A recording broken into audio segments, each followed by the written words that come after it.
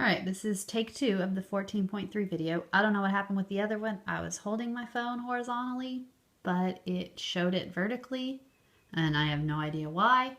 So if anybody knows why it happened that way, I'd love to know, because these technical difficulties are really stressing me out.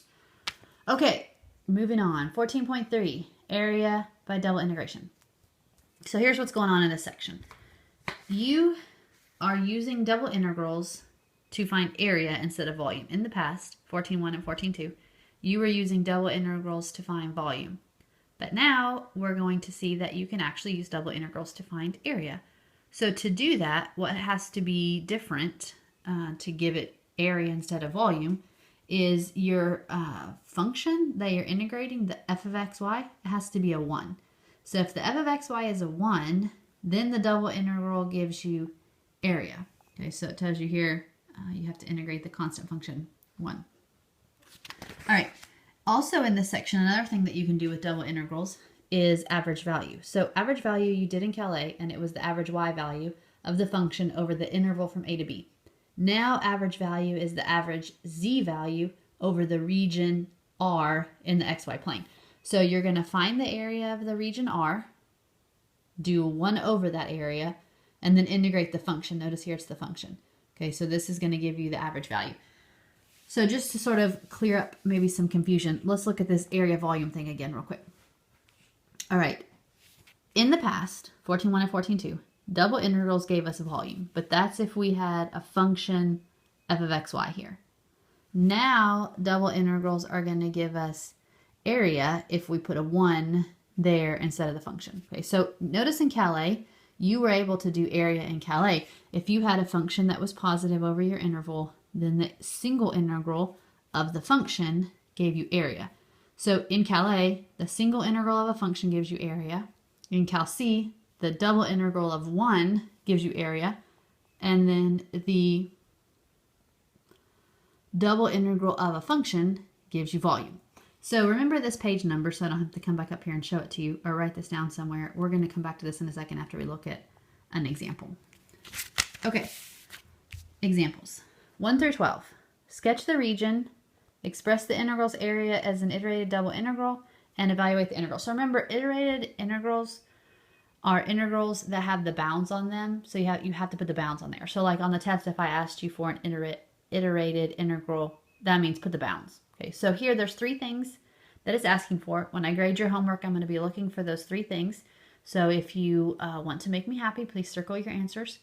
And those are the 3 things you need to circle: the region, the integral, and the answer after you have evaluated the integral. All right.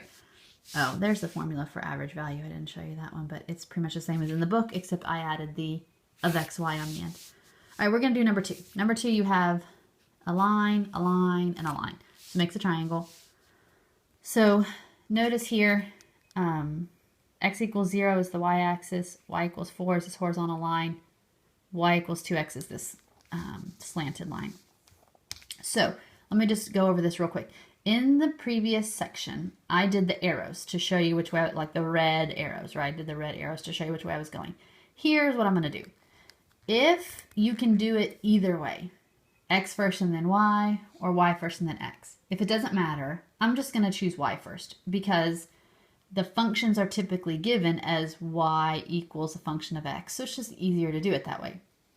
But if you couldn't do it one way, or if one way would require 2 integrals or whatever, then I'll make sure to mention that. So if I don't mention anything, just know you could have done it the other way, but this way was just easier because it already has y as a function of x.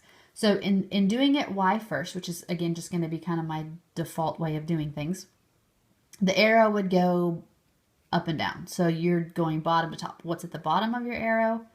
What's at the top of your arrow? So at the bottom of the arrow here is this slanted line. At the top of my arrow would be this horizontal line. So whatever's at the bottom of your arrow goes on the left. Whatever's at the top of your arrow goes on the right. So my y would be between 2x and 4. And then your x has to be between numbers. So what's the smallest x value in that region? And what's the biggest x value in that region? So between 0 and 2. All right, so circle it because that's part of my answer. Make sure to shade your region. I will take off points if you don't shade your region. So make sure to shade your region. All right, and then here's my integral. Remember, numbers on the outside, functions on the inside. The thing I'm integrating has to be a 1 if this is going to be area. And then I have dy dx. All right, so integrating 1 with respect to y gives me y, and then I plug in. Now notice this. This is what I was talking about up here, this page 338. In Calais, in chapter 5, on page 338, you had a formula for the area between two curves. These are lines. They still call them curves. Don't let that confuse you. All right, you would have done, in this case, you would have done the function on top minus the function on bottom in Calais with a single integral. Notice that's exactly where I've landed here. The function on top minus the function on the bottom. And this was the area between two curves. So it's the same thing. This is just another way of doing it. And it's going to lead us into the stuff that we're going to do with triple integrals later. So that's kind of why, or one of the reasons why they're getting into this here. But now it's just a regular Calais integral. So we just integrate it and we get 4. So 4 would be the area here that I've just found. So let's try another one. Number 6. I want you to try this by yourself. It's 2 curves and a line in the first quadrant. Okay, so pause the video, try this by yourself, all 3 things. Graph it, set up the integral, integrate it. All right, so hopefully you have paused the video and tried it already. Now we're going to look at the answer. Here's what your picture should look like. You've got y equals ln of x on the bottom, y equals 2 ln of x on the top. This is the line x equals e, and then this is just the x-intercept, and you're staying in the first quadrant, so you're not going any lower than this. All right, so again, just either way would have worked. I'm going to do, well, I don't know that either way would have worked. Maybe going this way. Yeah, going this way would, so I didn't mention it here, sorry. But doing your arrow from left to right wouldn't have worked because down here on the right you have the curve, but up here on the right you have the line. So you would have needed 2 integrals if you were going to do this with respect to x first. I forgot to mention that here, sorry.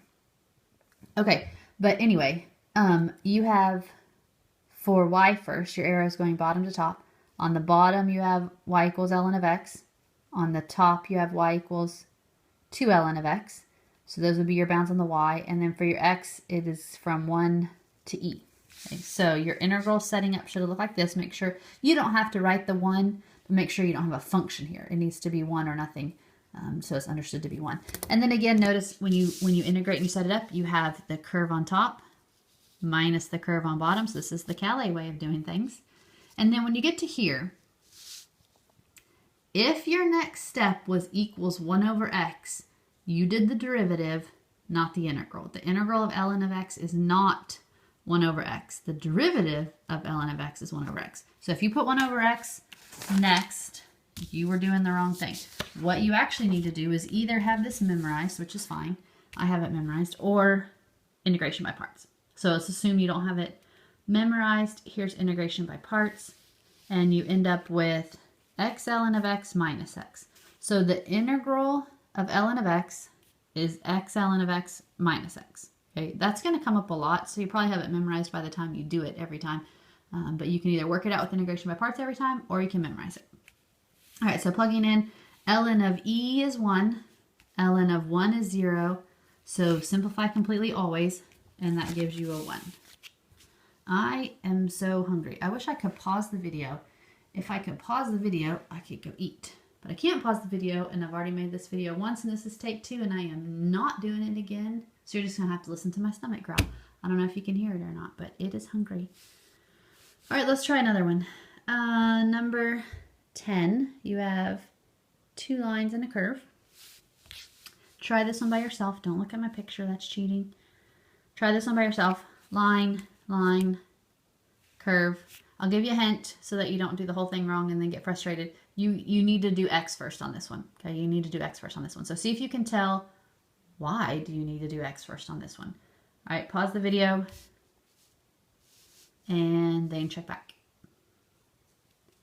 All right, so here's what your graph should look like. You've got y equals, hold on, let me hold my pencil so I can do this right. Y equals 2 here. You've got the line y equals 1 minus x here. Then you've got the curve y equals e to the x here. So the line and the curve have a y-intercept of 1, and it makes this region here. So notice you could not, with a single integral, have done y first, because over here to the left of the y-axis, on the bottom would have been the line 1 minus x, and on the top would have been the line y equals 2. But over here on the bottom would have been the curve, and on the top would have been the line y equals 2. So you would have needed 2 separate integrals. And why would you do 2 integrals when you can just do 1? That's just craziness. So just do 1 and do x first. Okay, so here I wrote that down so I'd remember to mention it. All right, if you're going to do x first, your functions have to be functions of y. Instead of y equals a function of x, they need to be x equals a function of y. So you need to change them to be x equals a function of y if you're going to do x first. So this one, you solve for x, and it becomes this. And then this one, you solve for x, and it becomes this. So these are the two that you're going to use. This is the line. This is the curve. They're the same functions. They're just written differently. All right. So on the x first, your arrow goes left to right. So on the left was this line, and on the right was the curve. So on the left is this, on the right is the curve. Y is between 1 and 2. So when you set it up, it should look like this. Again, you can write the 1 or not. That's up to you. Okay, moving down. Notice here, I don't know if you remember this from Calais, but in Calais, when you were doing the area between curves, you could either do the curve on top minus the curve on bottom if you were doing y as a function of x, or you could do the curve on the right minus the curve on the left if you were doing x as a function of y. So notice that's what's going on here. You have the curve on the right minus the curve on the left. Same thing as in Calais. Isn't that great how it works that way? Okay, so integrating, notice here it comes up again. Again, I have the integral. Well, before it was ln of x, now it's the ln of y. This is the same thing, except instead of it being x ln of x minus x, it's y ln of y minus y. So I didn't show the work because it's the same as number 6. Why do it again? Okay, plugging in. Apparently it's on the next page. Hold on. Okay, I get this. So, I guess it would help if you tried it by yourself and that's not what you got. Here's the rest of the work on that page so you can check and see where you went wrong. Hopefully you didn't go wrong, but just in case. And then here's the work on this page. You can see if you can find your mistake if this is not the answer you got. You could have also gotten ln of 4 because 2 ln of 2 is the same thing as ln of 4. Okay, let's try another one. Different set of directions. Hold on, time out. Different directions. 13 to 18. Sketch the region. Label the bounding curves with its equation. Give the coordinates of the point where the curves intersect. Find the area of the region. All right, so here, notice the x was first. So these are the bounds on the x. We've got that. These are the bounds on the y. I've got that. So just for graphing purposes, to me, it's easier to have it solve for y for graphing purposes. So I did that here, not because I have to change the integral or anything. Oh, excuse me, tired. Not because I have to change the integral, but because I wanted to make it easier to graph. So I just solved it for y. But notice here, when you solve, you can either think about this as the parabola that opens to the right if you want to, or you can think about it like this, but you have to have that plus or minus so you get the bottom half. It's the top half and the bottom half. It's the whole thing, not just the top part. Plus or minus, very important. Okay, so I've got the parabola, I've got the line, and then if I want to see where they intersect each other to find these points, here's what I'm going to do. I'm going to set them equal to each other. I've got, this is one of them, x equals y squared. This is the other one, x equals y plus 2. And here, set them equal to each other, move them over, get them equal to 0. Factor and cancel. And I get y equals 2 and y equals negative 1. And then to find the x's, just plug them back into either one of these. This one I like better. If y is 2, x is 4. And if y is negative 1, x is 1. So that's how I get these points.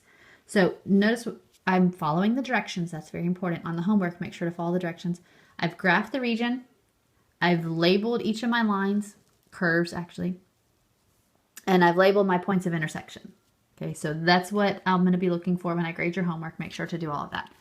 Now they want me to actually integrate. This is a very basic integral. Try it by yourself. So pause the video, try it by yourself, and then come back and check your answer.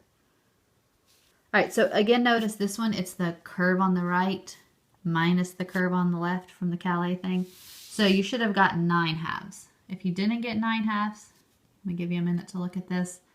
See if you can figure out where you went wrong. If you're wondering what those letters on my hand are, today's my parents' anniversary, and I had to write that to remind me to call them and tell them happy anniversary. They've been married, how many years have they been married? 44 years. My parents have been married 44 years. That's a long time. All right, so that's number 16.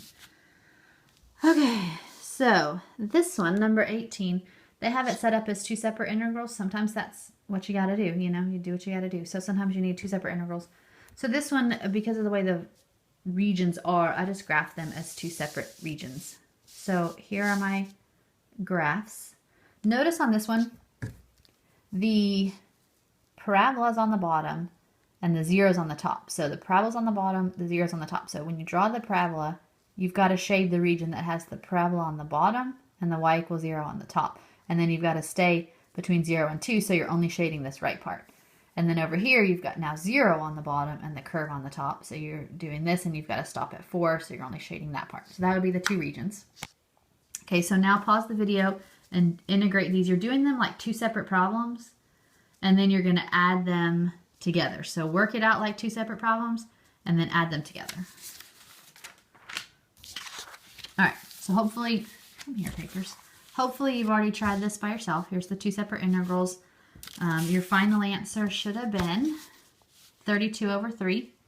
Notice I have it, I kept it separate down to after this step. Now I've kind of shifted over a little bit. So this is the integral on the left. This is the one on the right. I'm adding them together to get one answer, 32 over 3. All right, so let me just give you a minute to look at that in case that's not what you got. All right, now let's look lastly at number 20. Number 20 is the average value problem. And here's the wonderful thing about number 20. It is two problems for the price of one. You get to do two average values in one problem. So two problems for one. So 2 for 1. Buy 2, get 1 free, like Publix. Okay, number 20. Speaking of that, if you don't shop at Publix on there, is it? No, it's not buy 2, get 1 free. It's buy 1, get 1 free. Never mind. Anyway, if you don't do that, that's a really great deal. You can just buy 1 and get it half price. Fantastic. Okay, number 20. Not that that has anything to do with this, but we are doing average value. So, average value. Here's the question. Same function. Here's my function. Will the average value be bigger over this square in the first quadrant or the part of the unit circle in the first quadrant? So obviously the square is bigger than the circle. That is not what they're asking. They're not asking which one has the bigger area, because that would be stupidly easy. It would be the square. What they're asking is which one has the larger z value of this function over that region. Okay, that's what they're asking. So you can think about it for a second and see what you think. We're going to work it out and then we'll know. All right. I cannot quit yawning today. Okay, here's the formula for the average value. Find the area of the r and do 1 over it. Integrate the function over r. Multiply those together. So we're going to do the square together, and then you're going to try the circle by yourself. So for the square, here's my region. I need to start by finding the area of it. So because it's a square, the area is the side squared. So the side is length 1, 1 squared is 1. For the circle, the area of a circle is pi r squared, but you only have the part of the circle in the first quadrant, so it's going to be a fourth, because it's a fourth of the circle. So it's a fourth pi r squared for your area when you get ready to do the circle. Okay, 1 over the area of r, and then the integral. Notice this is a 14.1 integral because all of my limits are numbers. Here's my function. I'm going to integrate. Here it doesn't matter whether you do y or x first. I did y first. Work it down to this, and you get 1/4. Okay, so the average z value of this function over this region is 1/4.